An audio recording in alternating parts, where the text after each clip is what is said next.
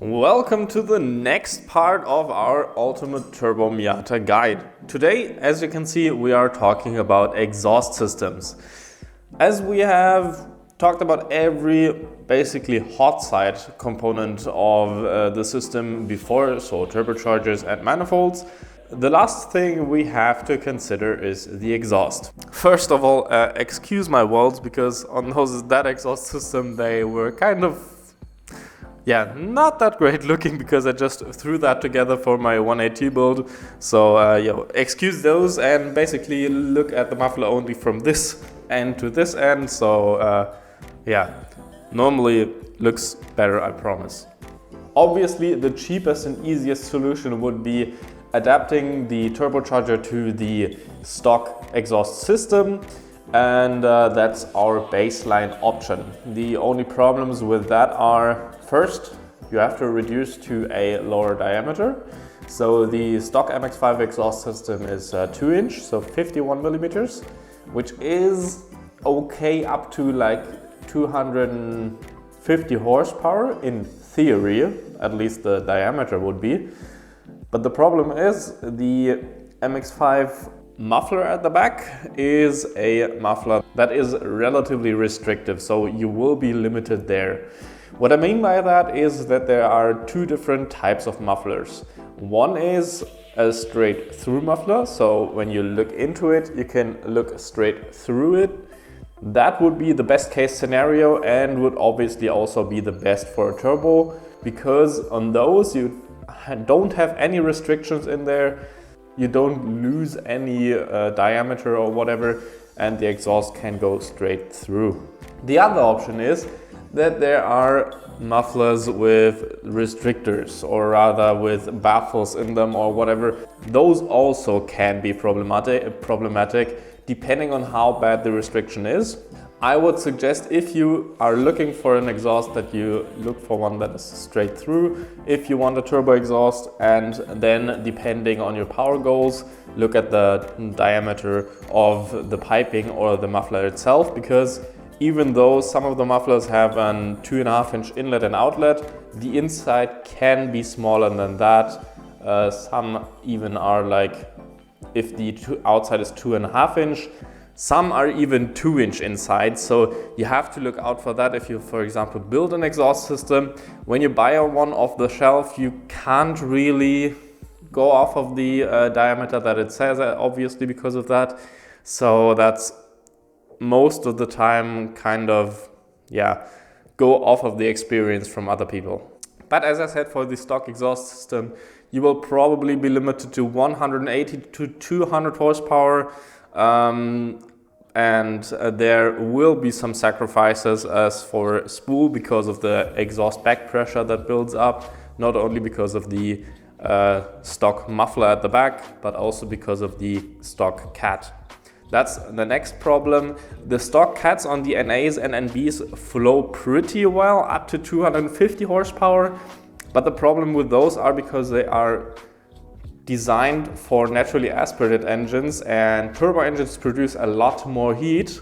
They are prone to melting and prone to disintegrating, and that is why I would, if you are going to choose a stock exhaust for now, at least cut out the catalytic converter and use a pipe, even if you don't like it, because it may be worth selling the cat. They can go for around 400 bucks, so you may be able to get some money back, and for that money even buy a sport cat or a metal catalytic converter, stainless steel, whatever, which is much more durable. Because as I said, you may be fine using the stock cat, but they probably will disintegrate within a few months probably. If you choose a stainless steel cat though, make sure that the diameter is big enough.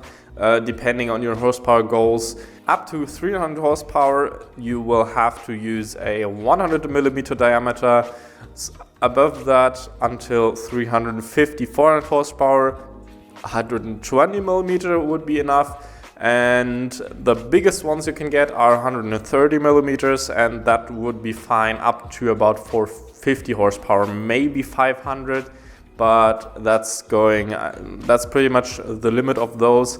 And I'm going off of 200 cell cats here, so 200 CPI, which is cells per inch. Ceramic cats are most of the time 400 to 500 cells per inch, so that's also why they are very restrictive, also because of the diameter, which is most of the time not that big. On an MX-5 it's probably, I think, 90 millimeters. That's why they're so restrictive. And also that's the reason why they get even hotter than in a naturally aspirated environment. Obviously also because of the more power that's produced and the turbo system that's hotter in general, but also because it's much more restrictive. The downpipe diameter though is not really that relevant. Up to 300, 350 horsepower, 2.5 inch would be enough if your inlet to the downpipe is smooth and not too doesn't have too much edges, like in some of the TDO4 downpipes is. That's kind of not optimal because they have a flat flange most of the time, and you have to weld on that flat flange just a pipe, and that goes down then, and those can be kind of not optimal for flow, and that's why most people recommend a 3-inch downpipe for DDR4 setups, although it doesn't make much of a difference up to 300 and 350 horsepower. Going to a 3-inch won't make much difference there if, as I said, the flow is relatively good. Obviously on an MX-5 it's kind of difficult to build a downpipe because most of the times the turbo will sit relatively far back, and so you will have to kind of make a 120-degree bend like this and then go down, which isn't optimal for flow. So a low mount would be better, but most of the times you can't really do anything about it. As I said, 2.5-inch or 3-inch does not make much of a difference up to 300 horsepower, except for minimal spool differences, and above that 3-inch would be fine. Exhaust diameter in general, as I said, 2.5-inch will be fine for up to 450 horsepower, will be totally fine, as long as you use straight through mufflers. If you use, obviously it will be much less if you use baffled mufflers. If you use a 3-inch system, that will be good for up to 700 horsepower. This is probably all you need for an MX-5 because not many MX-5s will make up over 700 horsepower. So 3-inch system would be totally enough, more than enough for anything.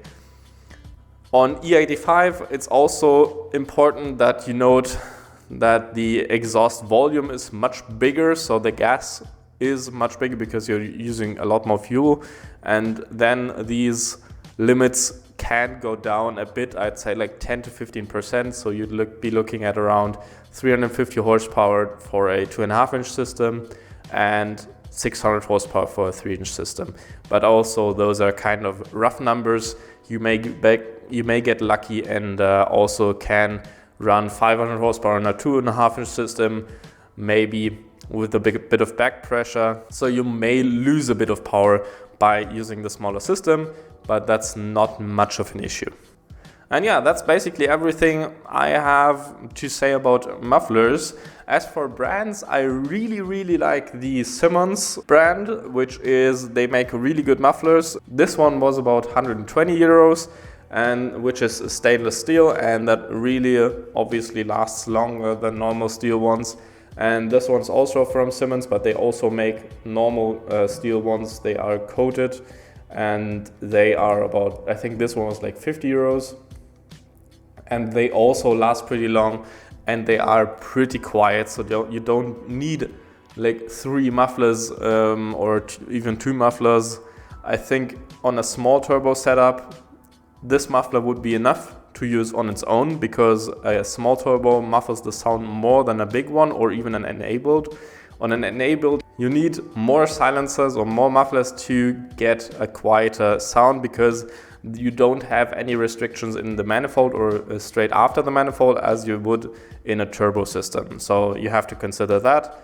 As I said, on a turbo system with a smaller turbo, that would be enough. On my NB, I'm also only using a 1 muffler that's about this size, I'd say. And I'm using a relatively big turbo, so it is a bit louder. So I would include this one as well, or similar size like this. And then the sound would be perfect for driving on the street, for example. If you want a stealth setup that is really only a bit louder than stock, there is another slightly bigger option than this, and that is, in my opinion, perfect for a turbo MX. With a Sport Cat, it sounds really good and basically perfect for the car. That's basically it. In the next part, we are talking about the fresh air system, I'd say. So intercoolers, intercooler piping, blow-offs, and so on. And see you then. Bye.